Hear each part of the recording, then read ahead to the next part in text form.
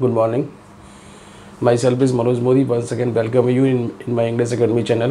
आज के इस वीडियो में हम this, these, that और those को समझेंगे. This का हिंदी मीनिंग होता है यह, these का हिंदी मीनिंग होता है ये, that का हिंदी मीनिंग होता है वह और those का हिंदी मीनिंग होता है वो.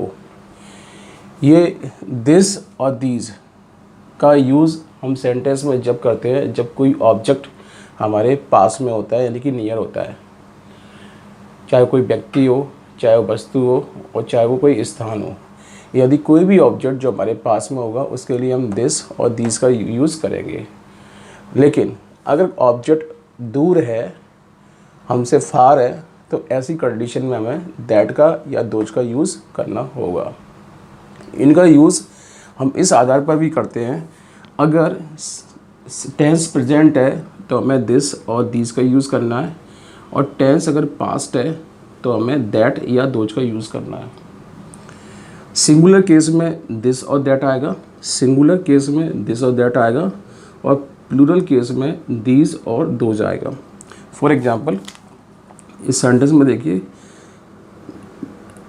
Car is costly, car is costly. यहाँ पे कार जो है सिंगुलर है, साथ साथ इज़ यहाँ डिनोट कर रहा है कि ये प्रेजेंट टेंस है, इसलिए इस सेंटेंस में प्रेजेंट टेंस में इस सेंटेंस में हमें प्रेजेंट टेंस होने की वजह से और सिंगुलर नाउन होने की वजह से दिस का यूज़ करना पड़ेगा.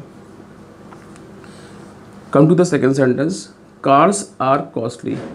यहाँ पे कार जो है प्लूरल है, आर प्रेजेंट टेंस को इंडिकेट कर रहा है.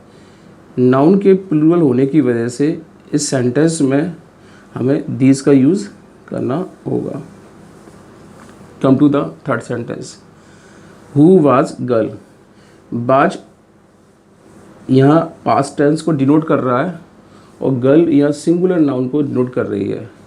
तो पास्ट टेंस में अगर कोई नाउन सिंगुलर है तो हम वहाँ पर क्या यूज़ करेंगे, दैट का यूज़ करेंगे. Come to the next point, who were girls.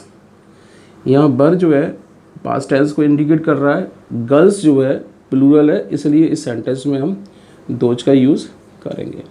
Right. Come to the third point, this, these, that, those, ये प्रोनाउन व एडजेक्टिव दोनों की तरह काम करते हैं. अगर किसी सेंटेंस में इन शब्दों के तुरंत बाद, अगर किसी सेंटेंस में इन शब्दों के तुरंत बाद नाउन दिया हुआ हो, जैसा कि इस सेंटेंस में दिया है, जैसा कि इस सेंटेंस में दिया है, तो ऐसी कंडीशन में ये एडजेक्टिव कहलाएगा. राइट. अगर इन शब्दों के तुरंत बाद नाउन नहीं हो, जैसे कि इस सेंटेंस में दिस इज़ अ फैन, इस सेंटेंस में दिस के तुरंत बाद नाउन नहीं है, तो ऐसी कंडीशन में ये प्रोनाउन कहलाएगा. तो यहाँ दिस जो है वो क्या है, प्रोनाउन है. ठीक है. Come to the third example, I know that girl, I know that girl. Right. इस सेंटेंस में अगर कोई पूछे कि दैट यहाँ पर क्या है, प्रोनाउन है कि एडजेक्टिव है, तो सिंपली हम समझ सकते हैं कि दैट के तुरंत बाद यहाँ नाउन दिया है, तो दैट मीन्स यहाँ पे दैट क्या है, प्रोनाउन. दैट क्या है, एडजेक्टिव है. राइट. इसी सेंटेंस को अगर मैं इस तरह से लिखूं, that was not my job, that was not my job, तो इस सेंटेंस में दैट के तुरंत बाद नाउन नहीं है, इसलिए दैट यहाँ पे क्या है, प्रोनाउन है. I hope you will understand what I have taught you. Once again I repeat you, this, these, that, those, ये चार शब्द हैं. इसमें एक थोड़ा सा कन्फ्यूजन रहता है. अगर कोई ऑब्जेक्ट हमारे पास में है तो हमें दिस और दीज का यूज़ करना होगा, अगर कोई ऑब्जेक्ट हमसे दूर है तो हमें दैट व दोज का यूज़ करना होगा. जैसे मेरे हाथ में ये पेन है, पेन मेरे पास में है, तो इसको बोलेंगे this is a pen, this is a pen.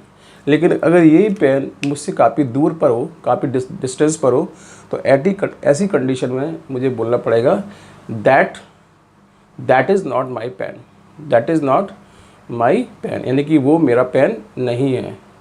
और अगर मैं ऐसे बोलता हूँ दिस इज़ माई पेन, तो यानी कि ये मेरा पेन है और मैं अगर ऐसे बोलता हूँ दैट इज़ माई पेन, यानी कि पेन मेरे पास में नहीं है, पेन मुझसे दूर रखा हुआ है, तो ऐसी कंडीशन में ये दैट जो है यूज़ किया जाएगा।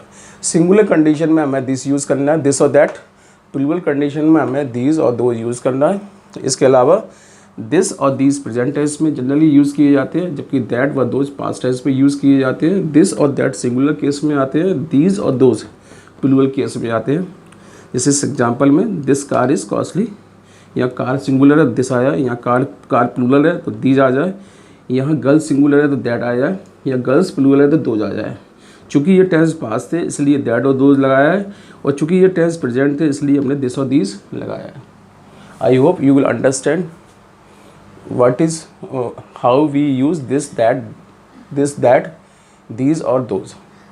Thanks.